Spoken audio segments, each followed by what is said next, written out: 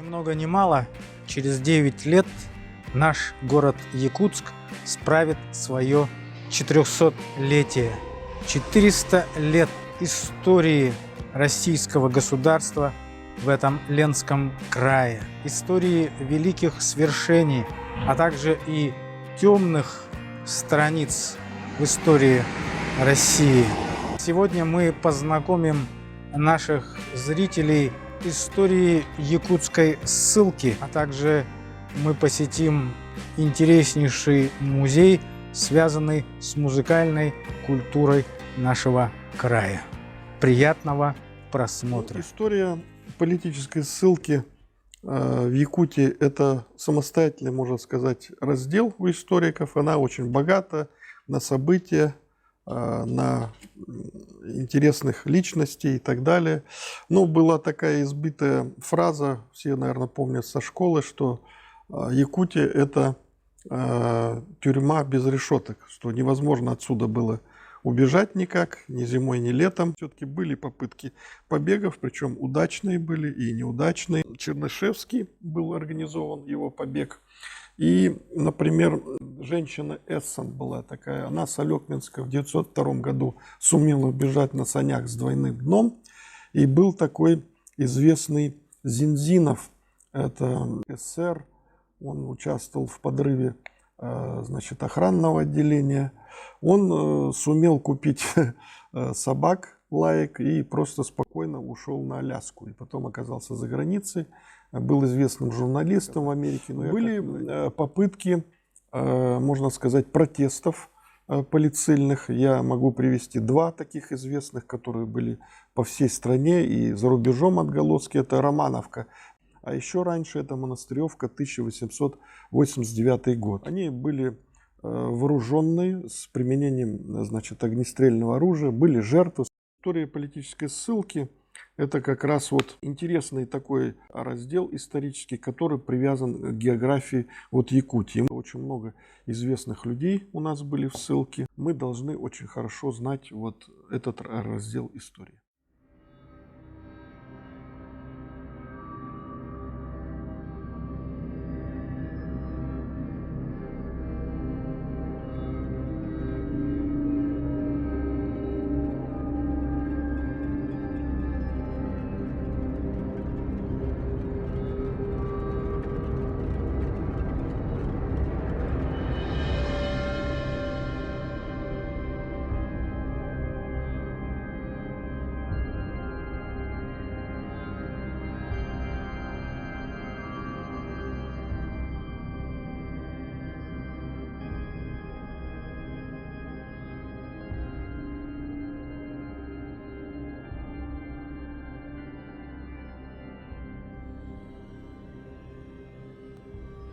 Здесь у нас представлен тоже один из уникальных экспонатов нашего музея. Это доска для телесных наказаний XIX века. Она была найдена недалеко от места захоронения национального героя Якутии Василия Манчары. Вот. И есть утверждение о том, что Василия Манчары как раз-таки вот наказывали на этой доске вот, при помощи вот такой кожаной крепкой плети. Наносили удар по спине осужденного, наносили 2-3 удара, так как более 3 ударов это была тяжелая смерть. После 3 ударов оставались серьезные ранения, буквально до костей оставались раны. Вот. И эту доску поэтому не так часто использовали, а только против рецидивистов, вот, злостных нарушителей закона. И эта доска также является символом вот государственного террора тех времен. Сегодня я вам расскажу об одном из самых старинных и уникальных экспонатов нашего музея, Дома-музея «Якутская ссылка» – зерцали. Зерцало, что собой из себя представляет, это трехсторонняя деревянная тумба, которая стоит на на большой подставке, выполненная из чистого кедрового дерева, сделанного в середине 18 века, и данное зерцало предназначалось для распространения информации, так как именно с 18 века появились первые средства массовой информации, вот как газеты, и именно Петр I вот, учредил вот первую газету «Вестник». И, собственно, зерцало это было одним из способов вот донесения важной информации. В данном случае здесь размещались императорские указы и законы. Тут сам представлен указ самого императорского величества Петра I Алексеевича. Вот это зерцало, кстати, устанавливали в главном зале окружного суда города Якутска. Это место являлось общественным. Туда люди, кто владел грамотой, вот, умел читать, приходили и, по сути, читали новости. Вот какие приходили вот указы, законы. Так, по сути, узнавали, что происходит в мире. Мы сейчас находимся в зале Романовского вооруженного протеста полицейных, который длился целых 18 суток, с 18 февраля по 7 марта 1904 года. 1904 год был очень насыщен вот на революционные события, да и как вообще начало 20 века. Вот это был период правления Николая II, последнего русского царя, императора Российской империи. Здесь представлен макет дома купца Федота Романова, который как раз таки используется в качестве крепости вот, полицейных. Они использовали этот дом, укрепив стены и забаррикадировав все двери, дабы не позволить солдатам ворваться в здание Романовки. Вот. Ну, он получил название свое по фамилии купца, хозяина этого доходного дома. Вот.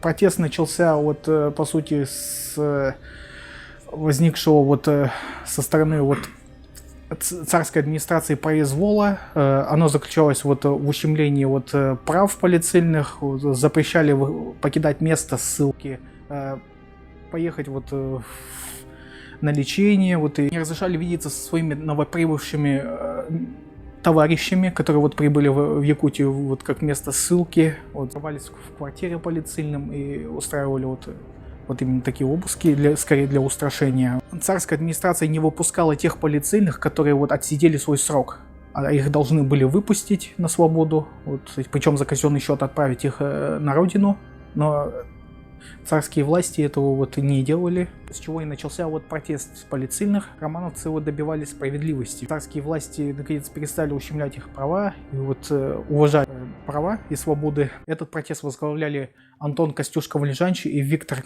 Курнатовский, большевики, революционеры. Вот, 18 суток вот они держали осаду в этом самом здании, так как солдаты оцепили это здание Романовки. Губернатор Чаплин в то время вот вел переговоры с романовцами, но они не увенчались успехом, и в дальнейшем Чаплин отказался от каких-либо переговоров с протестующими и выслал войска, которые отцепили вот, собственно, здание. И с 4 по 7 марта началась ожесточенная перестрелка, которая началась с провокации со стороны солдат, так как они пытались захватить окна и разбивать их. Вот, и в ходе этой перестрелки был тяжело ранен Костюшко-Валежанч, один из руководителей протеста, и был убит Егор Маклахов, тоже был активный большевик, революционер. И у солдат были примерно такие же потери, 2 солдата вот, получили ранения и 1 погиб.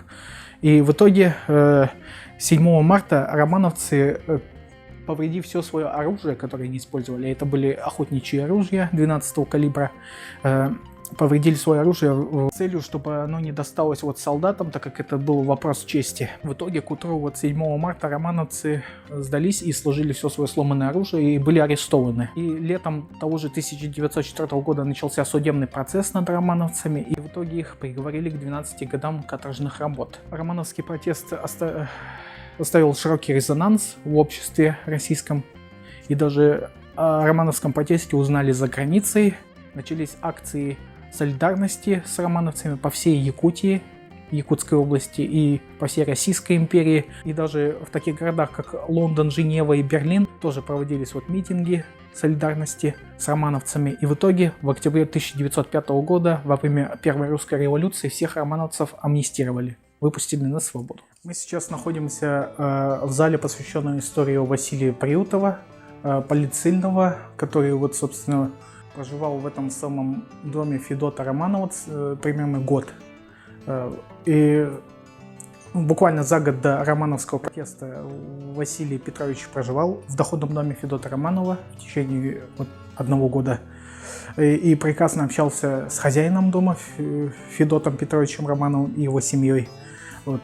Сам Приютов состоял в организации «Народная воля», потом примкнул к эсерам, ну и дальше поддержал революцию, вот как февральскую, так и октябрьскую 1917 года.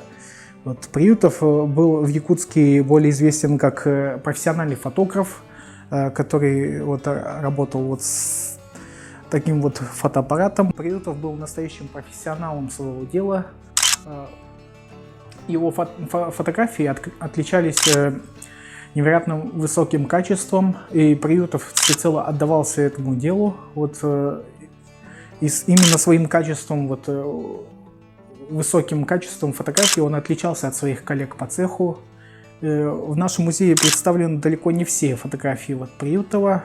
Некоторая часть хранится в фондах, но большую часть Приютов забрал с собой, когда он в 30-е годы покинул Якутск, переехал в Ленинград, где он в итоге вот застал блокаду Ленинграда, в ходе которой Приютов, увы, умер. И он с Великой Отечественной, вот, будучи в Ленинграде, он собирался передать Якутску большое количество вот своих фотографий, целый фотоархив у него был накоплен, уникальных фотографий. Но, увы, как началась Великая Отечественная, все это было утрачено. Ну и также он известен, Приютов, как основатель первого кинотеатра в Якутии. Он стоял неподалеку от кинотеатра «Центральный» и назывался «Синематограф Василия Приютова». Он открыл его в своем бывшем фотоателье, и он проводил как классические киносеансы, так и благотворительные, как до революции, так и после нее.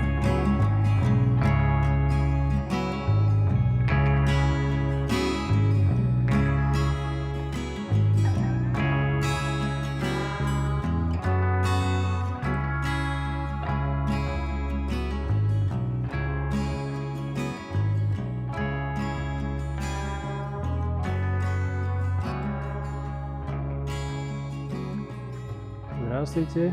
Сейчас мы находимся в основном экспозиционном зале нашего музея, где находится экспозиция «Музыкальная этнография народов Якутии», и где наш музей выполняет свою основную миссию, функцию пропаганда и распространение культурного наследия и фольклора коренных народов республики Саха, Эвенов, Эвенков, Долган, Юкагиров, русских старожил и чукчей. Сегодня я хочу немножко рассказать вам об одном из наших экспонатов, о якутском шаманском костюме.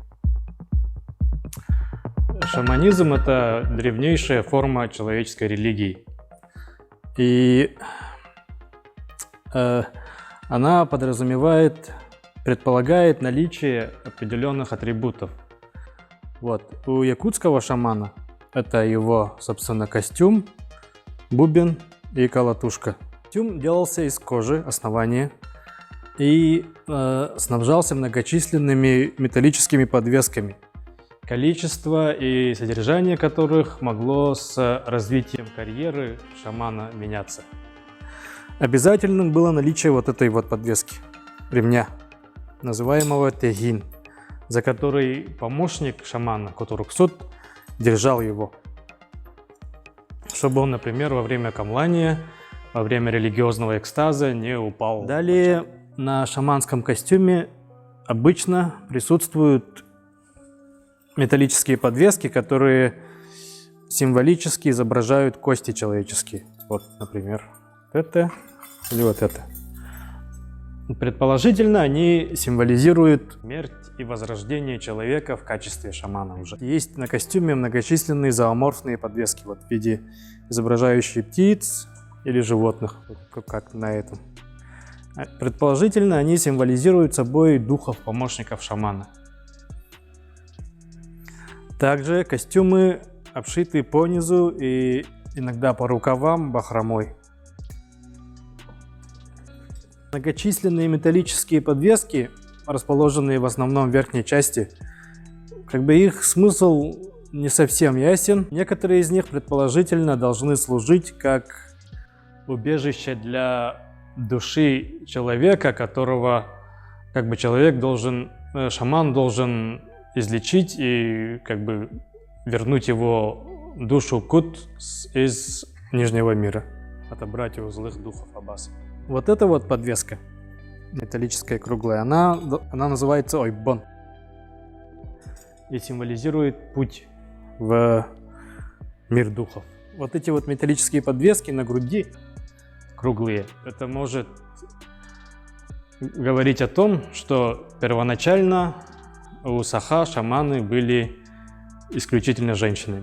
То есть в отличие от, например, эвенкийского шаманского костюма, который у нас стоит вот здесь, в якутском шаманском костюме не обязательно наличие головного убора.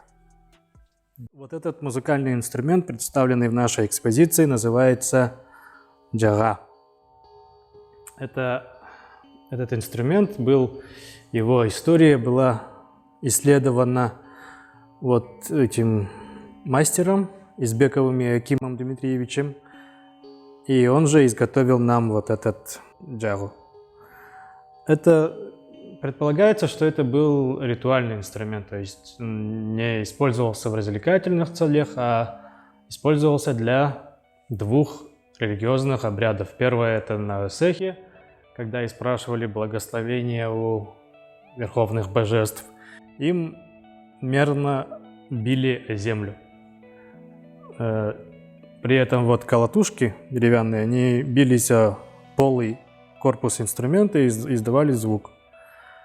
Предположительно, это движение символизировало соитие земли и неба, что должно было, значит, привести к дождю. И второе применение этого инструмента, им можно издавать звуки, также вращая его, вот так, как видите. Такой способ извлечения звука, он применялся при ритуале Ильбискельдарите, то есть перед войной или набегом, там, сражением, для, значит, призвания духа войны. Вот этот музыкальный инструмент из нашей экспозиции называется талба-табык. И представляет он собой нечетное количество шкурок мелких животных, растянутых на тройниковой раме. Эти шкурки, они дарились человеку, который собирался стать шаманом, его родней и соседями, в знак того, что эти люди одобряют его решение. Также у нас в музее есть и другой вид табыка в другом зале. И существовали также исторически разные разновидности табыков. Например, был специальный табык, который родители ставили где-нибудь далеко в лесу, в безлюдном месте, когда у них рождался сын. И на табыке этом они вбили в него только 3 раза за всю, значит, жизнь этого человека. Когда он родился, когда он вырос и обзавелся семьей, женился, и 3-й раз, последний, когда человек умирал. Считается, что звуками табыка открывался в старину Эсех. Наш музей находится по адресу улица Кирова, дом 31, 3-й этаж.